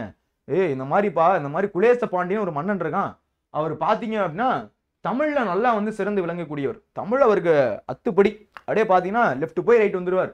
அந்த அளவுக்கு பாத்தீங்க அப்படின்னா அவருக்கு தமிழ் தெரியும் அப்படின்னு ஊரெல்லாம் பேசிக்கிறாங்க அப்படின்றது ஊரெல்லாம் பேசிக்கிறாங்க. இது யாரு கேட்கறது அப்படின்னா நம்மளுடைய இடைக்காடனார் கேட்கறாரு, காது கொடுத்து கேட்கிறாரு. ஓ அப்படியா, சரி போய் ஒரு பாட்டை கிட்ட பாடி நம்ம ஒரு பரிசு பொருட்களை வாங்கிட்டு வருவோம் அப்படின்னு என்ன பண்றாரு? பிளான் பண்றாரு. கலிந்த பெரும் கேள்வியினான், கேள்வியினானா நூல் வல்லான் அப்படின்றத கேட்டு முழுது உணர்ந்த கபிலன் தன்பால், கபிலன் அப்படின்னா கபிலர், சரிங்களா? தன்பால் பொழிந்த காதல் மிக கேண்மையினான். கேண்மைனா நட்பு, சரிங்களா? கேண்மைனா நட்பு. அந்த நட்புனால பாத்தீங்க அப்படின்னா கபிலரும் இடைக்காடனாரும் நண்பர், ஃப்ரெண்ட்ஸ், திக் ஃப்ரெண்ட்ஸ். உங்க ஸ்கூல்ல இருப்பீங்களா நீங்களும் உங்க ஃப்ரெண்ட்ஸும் திக் ஃப்ரெண்ட்ஸா இருப்பீங்கல்ல, அந்த மாதிரி திக் ஃப்ரெண்ட்ஸ். யாரும் கபிலரும் இடைக்காடனாரும், கபிலரும் இடைக்காடனாரும். கலிந்த பெரும் கேள்வியினான் என கேட்டு முழுது உணர்ந்த கபிலன் தன்பால் பொழிந்த பெரும் காதல் மிகு கேண்மையினான். கேண்மைனா நட்பு, நட்பு இருக்கக்கூடியவன், சரியா? இடைக்காட்டு புலவன் தென்சொல் பொழிந்து அரசன் தன்னை காண்டும் என தொடுத்த பணுவலோடு, பணுவல்னா நூல்னு அர்த்தம். இது கேட்ட உடனே இது வந்து யாரு கேட்கறது? இந்த இடத்துல யாருப்பா கேட்கிறது? இந்த விஷயத்த யார் கேட்கறது? யார் கேட்டாங்க இந்த இடத்துல? இடைக்காடனார் கேட்டாரு. கபிலர் சொல்றாரு, கபிலரும் சொல்றாரு, ஊர் மக்களும் பேசுறாங்க. இந்த மாதிரி வந்து தமிழ்ல வந்து எக்ஸ்பர்ட் அப்படின்னு சொன்ன உடனே சரி நம்ம வந்து சூப்பரா கவிதை ஏற்றுவோம், நம்மளும் போய் கவிதை ஏற்றி பார்ப்போம், ஏற்றி பார்த்து அவருக்கு பிடிச்சிருக்கு அப்படின்னா நல்லா இருக்குமே அப்படின்னு என்ன பண்றாரு? இவரும் கிளம்புறாரு, சரிங்களா? அப்ப கேள்வியினான் இடைக்காட்டு புலவன் தென்சொல் முடிந்து அரசன் தன்னை காண்டும் என தொடுத்த பணுவலோடு மூறி தீம்தேன், அதாவது தேன் ஒழுகக்கூடிய அந்த வேப்ப மலர் மாலை, தேன் ஒழுகக்கூடிய அந்த வேப்ப மலர் மாலை. அந்த வேப்ப மாலை பார்த்தீங்கன்னா தேன் ஒழுகுமா, அதுல தேன் ஒழுகுமா. அந்த வேப்ப மாலையை அரசன் தன்னை காண்டும் என தொடுத்த பணுவலோடு நூலோடு மூறி தேம்தேன் வலிந்து ஒழுகு தாரனை கண்டு தொடுத்து உரை பணுவல் வாசித்தானால். அந்த இருக்கக்கூடிய நூலை என்ன பண்றாரு அப்படின்னா எடுத்து வாசிக்கிறார். இந்த நூலை என்ன பண்றாரு? எடுத்து வாசிக்கிறார். அழகா வாசிக்க ஆரம்பிக்கிறார். இந்த மாதிரி மன்னா, உன்ன மாதிரி இந்த உலகத்துல யாரும் இல்லை மன்னா அப்படி எப்படின்னு என்ன பண்றாரு? அந்த நூலை எடுத்து வாசிக்க ஆரம்பிக்கிறார். அந்த நூலை எடுத்து என்ன பண்றாரு? வாசிக்க ஆரம்பிக்கிறார். யாரு வாசிக்க ஆரம்பிக்கிறது? இடைக்காடனார் வாசிக்க ஆரம்பிக்கிறார். யாரை பார்த்து? குலேச பாண்டியனை பார்த்து வாசிக்க ஆரம்பிக்கிறார். கலிந்த பெரும் கேள்வியினான் என கேட்டு முழுது உணர்ந்த கபிலன் தன்பால் பொழிந்த பெரும் காதல் மிகு கேண்மையினான் இடைக்காட்டு புலவன் தென்சொல் பொழிந்து அரசன் தன்னை காண்டும் என தொடுத்த பணுவலோடு மூறி தீம்தேன் ஒளிந்து ஒழுகு தாரனை கண்டு தொடுத்து பணுவலோடு வாசித்தான் ஆள் அப்படின்றத பாடுறாங்க. இந்த ஒரு விஷயத்த என்ன பண்றாங்க? பாடுறாங்க. இந்த மாதிரி பாட்டு பாடி அவரை வந்து இந்த மாதிரி பாடுறாரு. சரி, இது வரைக்கும் ஃபர்ஸ்ட் புரிஞ்சுதா என்ன பண்றாருன்னு திருப்பி புரியுதுங்களா? அப்போ இவர் என்ன பண்றாரு? ஊர்ல இருக்கவங்க எல்லாம் பேசுறாங்க, இந்த மாதிரி வந்து எக்ஸ்பர்ட் இவரு அப்படி வருன்னு கேட்டு இதெல்லாம் தெரிஞ்சவொடனே என்ன பண்றாரு? இந்த மாதிரி போய் பாட்டு பாடலான்னு போறாரு. பாட்டு பாடலான்னு போறப்போ அவருடைய போய் பாட்டு பாடி காமிக்கிறாரு, ஆனா அவமதிக்கிறாரு. ஓகேவா? ஓகே. உரை பணுவல் வாசித்தான் ஆள், சரிங்களா? மன்னன் தன் புலமையை மதிக்காமை குறித்து இறைவனிடம் முறையிடல். இவர் இந்த மாதிரி பாட்டு பாடினோடனே ஃபர்ஸ்ட் என்ன பண்ணணும்? ஓகே நல்லா இருக்குப்பா இல்ல நல்லா இல்லப்பான்னு ஏதாச்சும் சொல்லணும். இந்த பாட்டு பாருங்க. குலேச பாண்டியன் என்னும் பாண்டிய மன்னன் மிகுந்த கல்வியறிவு மிக்கவன் என கேட்ட கற்றோர் கூற கேட்டார் இடைக்காடனார் என்னும் புலவர். கலைகளை முழுதும் உணர்ந்த நண்பர் கபிலரின் மேல் அன்பு கொண்ட புலவர் மிகவும் இனிய தேன் ஒழுகும் வேப்ப மாலை அணிந்த பாண்டியன் அவைக்கு சென்று தான் இயற்றிய கவிதையை படித்தார். அப்ப என்ன பண்றாரு? போயிட்டு அந்த பாட்டை பாடுறாரு, சரிங்களா? இது முதல் பாட்டுக்கான பொருள். இரண்டாவது பாடல் பாருங்க. மன்னன் தன் புலமையை மதிக்காமை குறித்து இறைவனிடம் முறையிடல். பாட்டு பாடணுனே அவர் கண்டுக்கவே இல்லை, ஒரு தலையை கூட அசைக்கல, அப்படியே கண்டுக்கல, அப்படியே விட்டுட்டாரு. அடியா சரி ஓகே அப்படின்னு என்ன பண்ற? தலையை கூட ஆட்டல, அப்படியே சைலண்டா அப்படின்னு என்ன பண்றாரு, அலட்சியமா பார்த்துட்டு கிளம்பிட்டாரு. யாரு? குலேச பாண்டியன். இது யாருக்கு டென்ஷன் ஆயிடுச்சு அப்படின்னா இடைக்காடனாருக்கு டென்ஷன் ஆயிடுச்சு. இடைக்காடனாருக்கு ஒரே ஷேம் ஆயிடுச்சு, ஒரே அவமானம் ஆயிடுச்சு. என்னடா இது, பாட்டு பாடி வந்து எப்படியாச்சும் பரிசு பொருட்கள் வாங்கலான்னு பார்த்தா இந்த மாதிரி பண்றாரு அப்படின்னு கடுப்பாகி இறைவன்கிட்ட போய் சொல்றாரு, சந்திதியில் வீழ்ந்து எழுந்து தமிழறியும் பெருமானே. போய் என்ன பண்றாரு, டைரக்டா போய் இறைவனை போய் இந்த மாதிரி என்ன பண்றாரு, உழுவுறாரு காலில். இறைவா அப்படின்னு என்ன பண்றாரு, போயிட்டு இறைவனுடைய காலில் உழுவுறாரு. எதை பத்தி யோசிக்காம இறைவனுடைய காலில் போய் என்ன பண்றாரு, இந்த மாதிரி உழுவுறாரு. இந்த மாதிரி உழுவுறாரு. சந்திதியில் வீழ்ந்து எழுந்து தமிழறியும் பெருமானே, உனக்கு தமிழ் நல்லாவே தெரியும். இறைவன்கிட்ட போய் சொல்றாரு, தமிழறியும் பெருமானே, தன்னை சார்ந்தோர் நல்நிதியே, திரு ஆலவாய் உடைய நாயகனே, நகுதார் வேம்பன் பொன் நிதி போல் அளவு இறந்த கல்வியும் மிக்குவுடன் என்று புகழக் கேட்டு சொல் நிறையும் கவி தொடுத்தேன் அவமதித்தான் சிறிது முடித்துளக்கான் ஆகி. அதாவது சந்திதியில் வீழ்ந்து எழுந்து நான் என்ன பண்ணேன் அப்படின்னா இறைவன் முன்னாடி போய் உழுவுறாரு. யாரு? இந்த இடத்துல இருக்கக்கூடிய இடைக்காடனார் போய் இறைவனுக்கு முன்னாடி கீழே உளுந்து எந்திரிச்சு, தமிழறியும் பெருமானே, உனக்கு தமிழ் நல்லாவே தெரியும், உனக்கு தமிழ் நல்லாவே தெரியும், தமிழறியும் பெருமானே, தன்னை சார்ந்தோர் நல்நிதி போன்றவனே, தன்னை சார்ந்தோர் நல்நிதியே, தன்னை சார்ந்தோர் இருக்கக்கூடிய நிறைய நிதியை கொடுப்பவனே, திரு ஆலவாயிலுடைய நாயகனே, திரு ஆலவாயில் இருக்கக்கூடிய நாயகனே, திரு ஆலவாயில் இருக்கக்கூடிய நாயகனே, நகுதார் வேம்பன், வேம்பன்னா அந்த வேப்ப மாலை அணிந்திருக்கக்கூடிய அந்த குலேச பாண்டியன் மன்னன், பொன்னிதி போல் அளவு இறந்த கல்வியும், அவனுக்கு பொன்னிதி போல், அவன்கிட்ட நிறைய சொத்து இருக்கிற மாதிரி அவன்கிட்ட நிறைய அறிவு இருக்கு அப்படின்றதையும் நான் கேட்டேன். கல்வியும் மிக்கு உளன் என புகழ கேட்டு, நிறைய அவன்கிட்ட இருக்குது அப்படின்னு நான் கேட்டேன். மிக்கு உளன் என்று புகழ கேட்டு எல்லாரும் சொன்னாங்க, இந்த மாதிரி அவன்கிட்ட எந்த அளவுக்கு வந்து சொத்து இருக்கோ அந்த அளவுக்கு அவன்கிட்ட கல்வி அறிவும் அதிகமா இருக்கு, அவன்கிட்ட தமிழ் அறிவு அதிகமா இருக்கு என்று கேட்டு சொல் நிறையும் கவி தொடுத்தேன். நான் என்ன பண்ணேன்னா போய் ஒரு பாட்டு பாடினேன். சூப்பரா என்ன பண்ணேன் அப்படின்னா ஒரு பாட்டு பாடினேன். ஆனா என்ன தெரியுமா நடந்துச்சு, சிறிதி முடித்துளக்கான் ஆகி, கண்டுக்கவே இல்லை, தலையை கூட ஆட்டலை, கண்டுக்கவே இல்லை. ஒரே எனக்கு டிப்ரெஷன் ஆயிடுச்சு, ஒரே கடுப்பாயிடுச்சு அப்படின்னு என்ன பண்றாரு இவரு சொல்றாரு, சந்திதியில் வீழ்ந்து எழுந்து தமிழறியும் பெருமானே, தன்னை சார்ந்தோர் நல்நிதியே, திரு ஆலவாய் உடைய நாயகனே, நகுதார் வேம்பன் பொன்னதி போல் அளவு இறந்த கல்வியும் மிக்குவுளன் என்று புகழ கேட்டு சொல் நிறையும் கவி தொடுத்தேன் அவமதித்தான் சிறிது முடித்துளக்கான் ஆகி, அவமதித்தான் சிறிது முடித்துளக்கான் ஆகி. தார் அப்படின்னா மாலைன்னு அர்த்தம், முடி அப்படின்னா தலைன்னு அர்த்தம், சரிங்களா? தார் அப்படின்னா மாலை, சரிங்களா? தார் அப்படின்னா மாலைன்னு அர்த்தம், முடி அப்படின்னா தலைன்னு அர்த்தம், சரிங்களா? ஓகே, இரண்டாவது பாடலுக்கான பொருள் பார்ப்போமா? பாருங்க, இடைக்காடனார் இறைவன் திருமுன் விழுந்து வணங்கி எழுந்து தமிழறியும் பெருமானே, அடியாருக்கு நல்நிதி போன்றவனே, திரு ஆலவாயில் உரையும் இறைவனே, அழகிய வேப்பமலர் மாலையை அணிந்த பாண்டியன் பொருட்செல்வத்தோடு கல்வி செல்வமும் மிக உடையவன் என கூற கேட்டு அவன் முன் சொற்சுவை நிரம்பிய கவிதை பாடினேன், அவனோ சிறிதேனும் சுவைத்து தலையை அசைக்காமல் புலமையை அவமதித்தான் என்றார். நான் இந்த மாதிரி என்ன பண்ணேன், எல்லாரும் சொன்னாங்கன்றதுக்காக நான் போனேன். தமிழறியும் பெருமானே, இறைவனுடைய காலில் விழுந்து எந்திரிக்கிறாரு, தமிழறியும் பெருமானே, அடியாருக்கு நல்நிதி போன்றவனே, திரு ஆலவாயில் இருக்கக்கூடிய இறைவனே, வேப்பமலர் மாலை அணிந்திருக்கக்கூடிய இறைவன்ட்ட நான் போய் பாட்டு பாடினேன். அவன் எனக்கு கண்டுக்கவே இல்லை, ஒரே எனக்கு கடுப்பாயிடுச்சு, ஒரே டென்ஷன் ஆகுது இந்த மாதிரி அவர் பண்ணது அப்படின்னு என்ன பண்றாரு, போயிட்டு இறைவன்ட்ட போட்டு கொடுத்துறாரு. இறைவன்ட்ட என்ன பண்றாரு, போட்டு கொடுக்குறாரு. இது ரெண்டாவது பாடல். மூணாவது பாடல் பாருங்க, என்னை இகழ்ந்தானோ என்னை இகழ்ந்தானோ சொல் வடிவாய் நின்று இடம் பெரியா இமையப்பாவை தன்னையும் சொல் பொருளான உன்னையுமே இகழ்ந்தனன் என தனக்கு யாது என்னா உன்னை பொழிந்து இடைக்காடன் தனியா முனிவு ஈர்ப்ப முந்தி சென்றான் அன்னவரை திருச்செவியின் ஊறுபாடு என உரைப்ப அருளின் மூர்த்தி. என்ன சார் அர்த்தம்? என்னை இகழ்ந்தானோ, என்னையா அவமதிச்சான், என்னையா அவமதிச்சான் குலேச பாண்டியன், என்னையா அவமதிச்சான், என்ன அவமதிக்கல, என்ன அவமதிக்கல. சொல் வடிவாய் உன்னுடைய இடம் பெரியா, உனக்கு பக்கத்துல இருக்கால உன்னுடைய இருக்கக்கூடிய இமய பாவை, உன்னுடைய பார்வதி தேவி, சிவனை பார்த்து சொல்றாரு, உன்னுடைய பார்வதி தேவி உன்னையும் அவங்களையும் தான் இகழ்ந்தான்னு போட்டு கொடுத்துட்டாரு. அவன் என்ன அவமதிக்கல, உங்க ரெண்டு பேரையும் தான் அவமதிச்சாரு, என்ன அவமதிச்சதா அது அர்த்தம் கிடையாது, உங்களை அவமதிச்சதா அர்த்தம் அப்படின்னு அவன் என்ன பண்றாரு, போட்டு கொடுத்துறாரு. போட்டு கொடுக்கறதுல எக்ஸ்பர்ட்டா இருப்பார் புலவருக்கு, இடைக்காடனார், சரியா? ஏற்கனவே வர புலவர்கிட்ட வர வச்சுக்க கூடாது, சரிங்களா?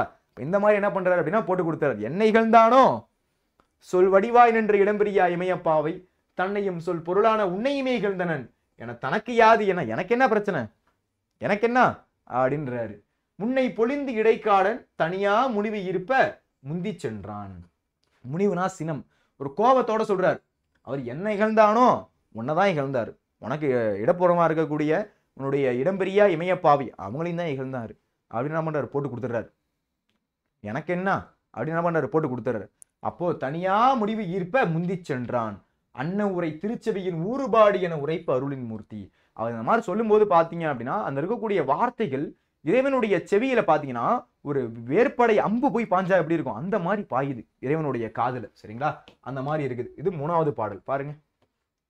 இடைக்காடனார் இறைவனிடம் பாண்டியன் என்னை இகழவில்லை, பாண்டியன் என்னை இகழவில்லை, சொல்லின் வடிவாக உன் இடப்புறம் இருக்கக்கூடிய பார்வதி தேவியையும் சொல்லின் பொருளாக விளங்கும் உன்னையுமே அவமதித்தான் என்று சினத்துடன் கூறி சென்றார். கோபமா சொல்லிடுறாரு. என்ன பண்றாரு, கோபமா சொல்லிடுறாரு. அவர் என்ன இகழல, உன்னை இகழ்ந்தாரு, உனக்கு இடப்புறத்துல விட்டு இருக்கக்கூடிய உன்னுடைய பார்வதி தேவி தான் இகழ்ந்தாரு அப்படின்னு என்ன பண்றாரு, போட்டு கொடுத்துறாரு. போட்டு கொடுத்தவொடனே இறைவனுக்கு கடுப்பாமா ஆவாதா, இறைவனுக்கு ஒரே டென்ஷன் ஆயிரும். சரியா, சொல் அந்த சொற்கக்கூடிய சொல்ல இருந்து வேற்படை போல் இறைவன் திருச்செவியில் சென்று தைத்தது. அந்த வார்த்தை வந்து எப்படி இருந்துச்சா, இறைவனுடைய திருச்செவியில போய் தச்சா மாதிரி இருந்துச்சான் அந்த வார்த்தை. சரிங்களா, இறைவன் கோவிலை விட்டு நீங்குதல். இறைவன் என்ன பண்றாரு, கோச்சிக்கிட்டு கோவிலை விட்டு போறாரு. குலேச பாண்டியன் அப்படி தப்பு பண்ணிட்டானே அப்படின்னு கோவிலை விட்டு நீங்கிறார். எப்படி நீங்கிறாருன்னு பாருங்க. போன இடை காடனுக்கும் கபிலனுக்கும் அகத்துவகை பொழியுமாறு. அகத்துவகைனா மன மகிழ்ச்சி. அப்போ போன இடைக்காடனுக்கும் கோச்சிக்கிட்டு போயிட்டது யாரு, இடைக்காடனார். கோபமா பேசிட்டு போனது யாரு, இடைக்காடனார். இடைக்காடனாருக்கும் கபிலருக்கும் மனசு மகிழ்ச்சி கொடுக்கணும். அப்போ அகத்துவகை மன மகிழ்ச்சி கொடுக்கணும் அப்படின்றதுக்காக ஞானமாகியதன் லிங்க உருவம் மறைத்து, ஞானமா இருக்கக்கூடிய தன்னுடைய லிங்க உருவம் அதை மறைச்சிக்கிட்டு உமையாம் நங்கையோடும், அதாவது லிங்க உருவத்தை மறைச்சிக்கிட்டு தன்னுடைய மனைவியான உமையாம் தன்னுடைய பார்வதி தேவியை மறைச்சிக்கிட்டு என்ன பண்றாரு அப்படின்னா, வானவர்தம் பிரானிலிருந்து புறம் போய்ந்தன் கோவிலை நீர் வடபால் வையான நதி தென்பாலூர் ஆலயம் கண்டு அங்கே நிதி அமர்ந்தான். அதாவது இறைவன் என்ன பண்றாரு அப்படின்னா, ஆல்ரெடி குலேச பாண்டியன் இருக்கக்கூடிய இடத்துல தான் இருக்காரு. குலேச பாண்டியன் இருக்கக்கூடிய இடத்துல இருக்காரு. அந்த இடத்த விட்டு என்ன பண்ணிடுறாரு அப்படின்னா சேஞ்ச் ஆயிடுறாரு. அந்த இடத்த விட்டு என்ன பண்றாரு, சேஞ்ச் ஆயிடுறாரு. இங்க இருக்க வேணாம், இங்க இருந்தா கரெக்ட் கிடையாது அப்படின்னு என்ன பண்றாரு, அந்த இடத்த விட்டு சேஞ்ச் ஆகுறாரு. யாரு சேஞ்ச் ஆகுறது, இறைவன். சரிங்களா, எந்த இடத்துக்கு போறாரு, வைகை நதிக்கு நீர் வடக்க, அதுக்கு சவுத்து. சரிங்களா, இப்ப பாருங்க 4வது பாடல்ல உங்களுக்கு சொல்லுவாங்க. கோவிலை விட்டு வெளியேறிய இடைக்காடனாருக்கும் அவர் நண்பனாகிய கபிலருக்கும் மனமகிழ்ச்சி உண்டாக்க நினைத்தார் இறைவன். அப்ப 2 பேருக்கும் கொஞ்சம் சந்தோஷத்தை கொடுக்கணும், மனசு சந்தோஷத்தை கொடுக்கணும் அப்படின்னா மன்னனை வந்து கொஞ்சம் டேமேஜ் பண்ணி ஆகணும், மன்னனை கொஞ்சம் அலைய விட்டாகணும். சரியா, அப்ப அதனால இறைவன் என்ன பண்றாரு, மன மகிழ்ச்சி கொடுக்கணுன்றதுக்காக ஞானமாகிய தம்முடைய லிங்க உருவத்தை மறைக்கிறார். சிவன் தானே, தன்னுடைய லிங்க உருவத்தை மறைச்சிக்கிறார். மறைச்சிட்டு உமாதேவியாரோடும் திருக்கோவிலை விட்டு வெளியேறி நேர் வடக்கே, உமாதேவியாரோடு திருக்கோவிலை விட்டு வெளியேறி நேர் வடக்க, நேரா வடக்க, அந்த வடக்க பாத்தீங்கன்னா வைகை ஆறு, நேர பாத்தீங்கன்னா வைகை ஆறு. சரிங்களா, அதுக்கு தென்பக்கம்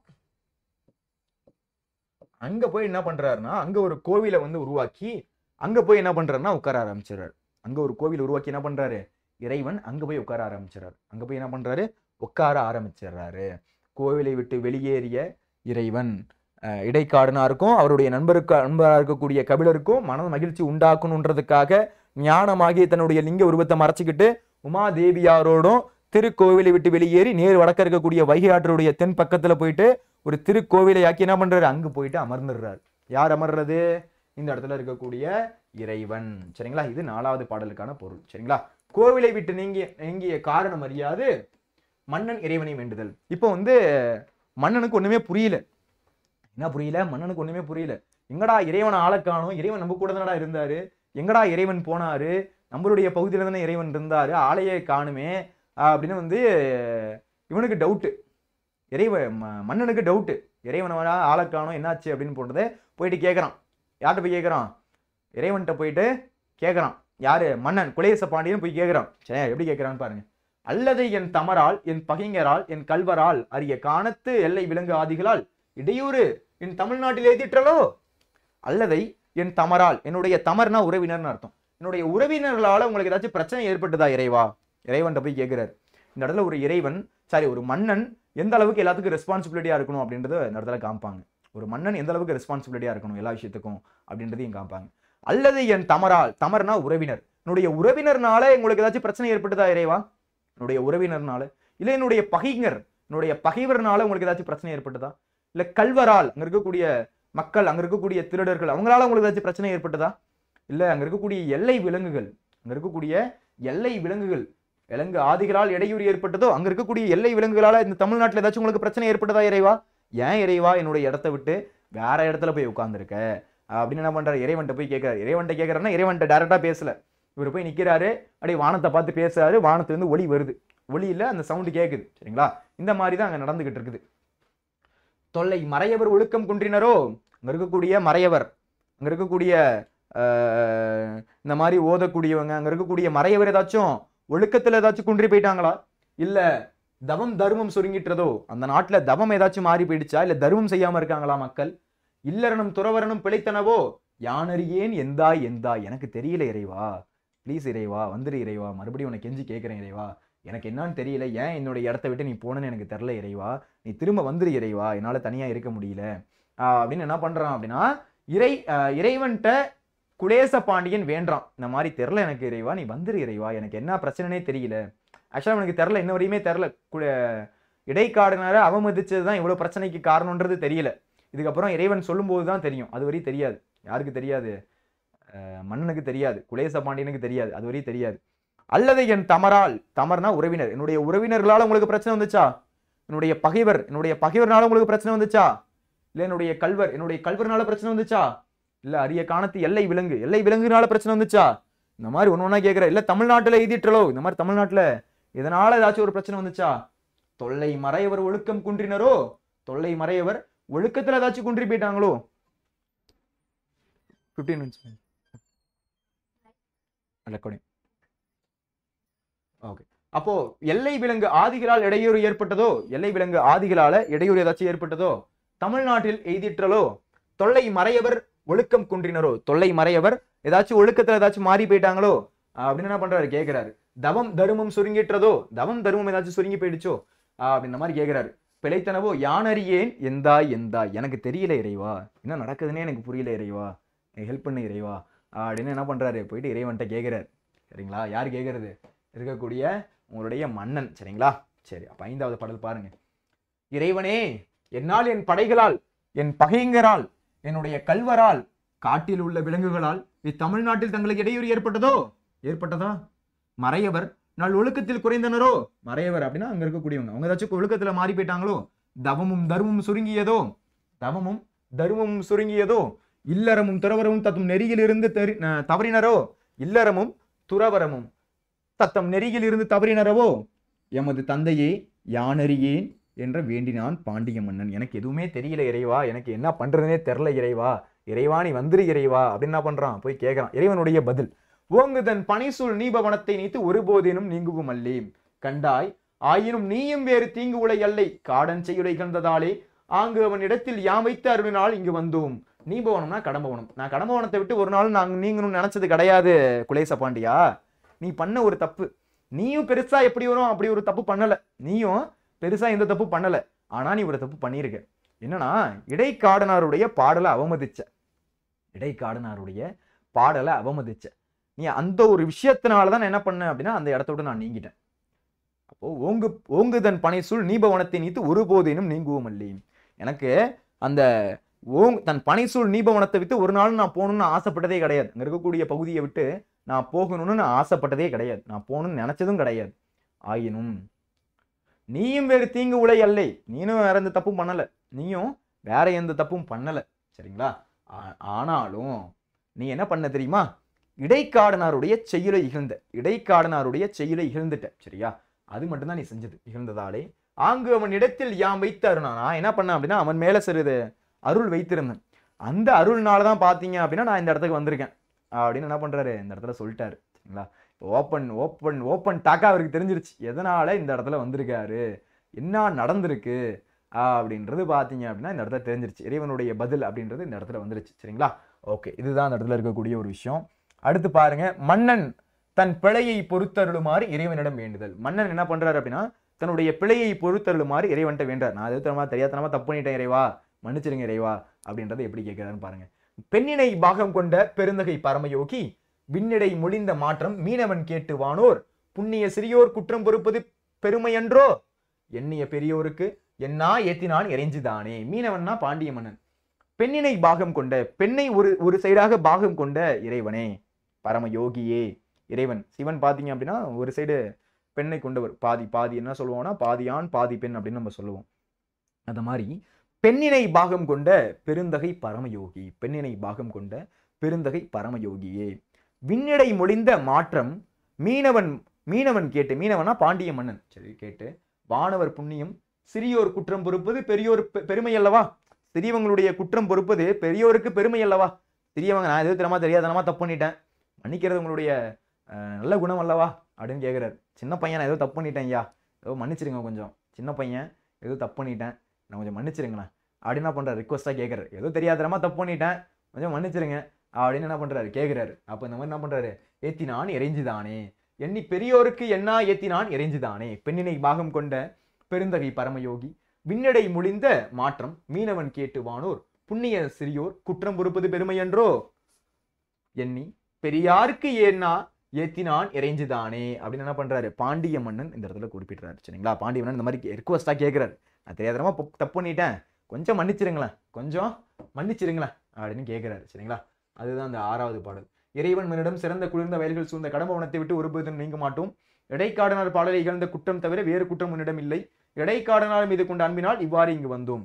எனக்கும் பெருசா அவன் மேல தப்புலாம் தெரில, ஆனா நீ இடைக்காடனாருடைய பாடலை இகழ்ந்த, அதனாலதான் நான் இந்த இடத்துக்கு வந்திருக்கேன், இல்லைன்னா நான் ஏன் வர போறேன், எனக்கும் வந்து வரணும்னு அவசியம் இல்லை, நீ அவருடைய பாடலை இகழ்ந்த, அதனாலதான் நான் வந்தேன் அப்படின்னு இந்த இடத்துல சொல்றாரு. வானிலிருந்து ஒளித்த இறைவனுடைய சொற்கேட்டு பாண்டிய மன்னன் உமையை ஒரு பாகத்திற்கொண்ட மேலான பரம்பொருளே புண்ணியனே, சிறியோர்களின் குற்றம் பொறுப்பது பெரியோருக்கு பெருமை அல்லவா என்று தன் குற்றத்தை பொறுக்க வேண்டி போற்றினான்.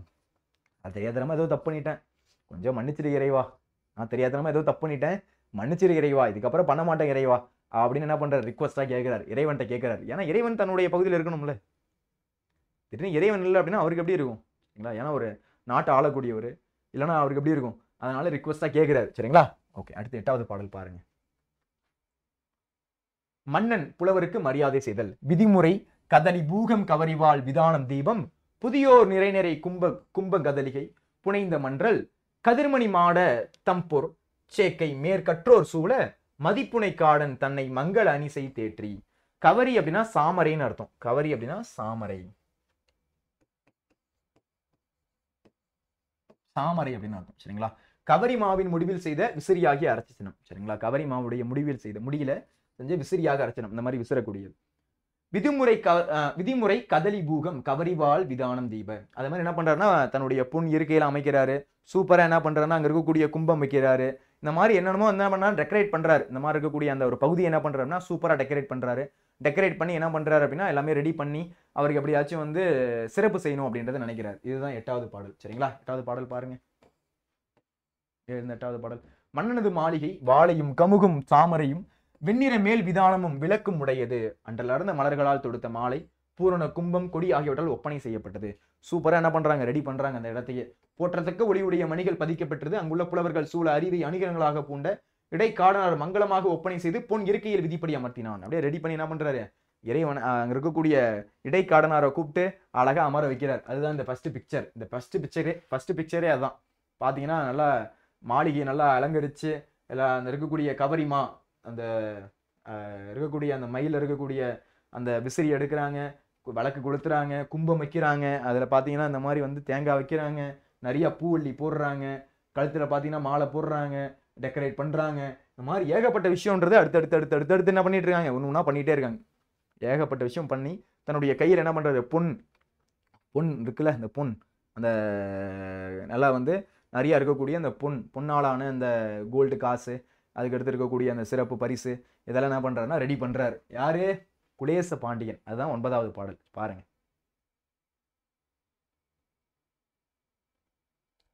புண்ணிய புலவீர் மன்னன் புலவரின் மன்னிப்பை வேண்டுதல். புண்ணிய புலவீர் யான் இப்பொழுது இடைக்காடனாருக்கு பண்ணிய குற்றமெல்லாம் பொறுக்கை என பரவித்தான் தான் நுண்ணிய கேள்வியோரும் மன்னா நீ நுவன்ற சொல்லாம் தண்ணி அமுதால் எங்க கோபத்தி தணிந்தது என்ன. நுவன்ற அப்படின்னா சொல்லிய என்னான ஆசைச்சொல். அதாவது புண்ணிய பலவீர், ஆக்சுவலா இறைவா நீ வந்து இந்த மாதிரி வந்து எங்கள்கிட்ட சாரி மன்னா நீ எங்கள்கிட்ட தப்பு பண்ணிட்டு எங்கள்கிட்ட நீ சாரி கேட்டுட்ட, அதனால எங்கள்கிட்ட இருக்கக்கூடிய கோபம் எங்களுக்கு தணிஞ்சு போயிடுச்சு, நான் உங்க மேல கோபப்பட போறது இல்லை.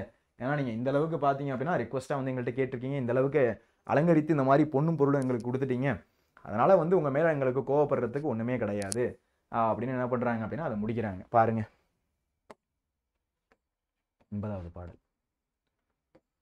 பாண்டியன் புண்ணிய வடிவான புலவர்களே, நான் இடைக்காடனாருக்கு செய்த குற்றத்தை பொறுத்து கொள்ள வேண்டும் என பணிந்து வணங்கினான். அதாவது பாண்டியன் சொல்றான், பாண்டிய மன்னன், புண்ணிய வடிவான புலவர்களே, நான் இடைக்காடனாருக்கு செய்த குற்றத்தை பொறுத்து கொள்ள வேண்டும். நான் தெரியாத்தனமா இடைக்காடனாருக்கு இந்த ஒரு குற்றத்தை செஞ்சுட்டேன். இங்க இருக்கக்கூடிய புலவர்கள் அவையில சொல்றாரு, புலவர்களே, தெரியாத்தனமா நான் ஒரு தப்பு பண்ணிட்டேன், என்ன கொஞ்சம் மன்னிச்சிருங்க. தெரியாத்தனமா ஒரு தப்பு பண்ணிட்டேன், தெரியாத்தனமா பாத்தீங்க அப்படின்னா ஒரு தப்பு பண்ணிட்டேன், என்ன கொஞ்சம் மன்னிச்சிருங்க. பாண்டியன் புண்ணிய வடிவான புலவர்களே, நான் இடைக்காடனாருக்கு செய்த குற்றத்தை பொறுத்து கொள்ள வேண்டும். நான் இடைக்காடனாருக்கு ஒரு குற்றத்தை செஞ்சுட்டேன், அதனால அதை கொஞ்சம் பொறுத்து கொள்ளுங்க. அதனால என்ன பண்ணுங்க, கொஞ்சம் பொறுத்து கொள்ளுங்க என்று பணிந்து வணங்கினான். நுண்ணிய கேள்வியறிவுடைய புலவர்களும், மன்னா, நீ கூறிய அமுதம் போன்ற குளிர்ந்த சொல்லால் எங்கள் சினமான தீ தணிந்தது என்றனர். நீங்க இந்த மாதிரி பேசும்போது எங்களுக்கு இருக்கக்கூடிய மனசுல வந்து அந்த விஷயம் வந்து கொஞ்சம் போயிடுச்சு, நீங்க கவலைப்படாதீங்க மன்னா. ஏதோ வந்து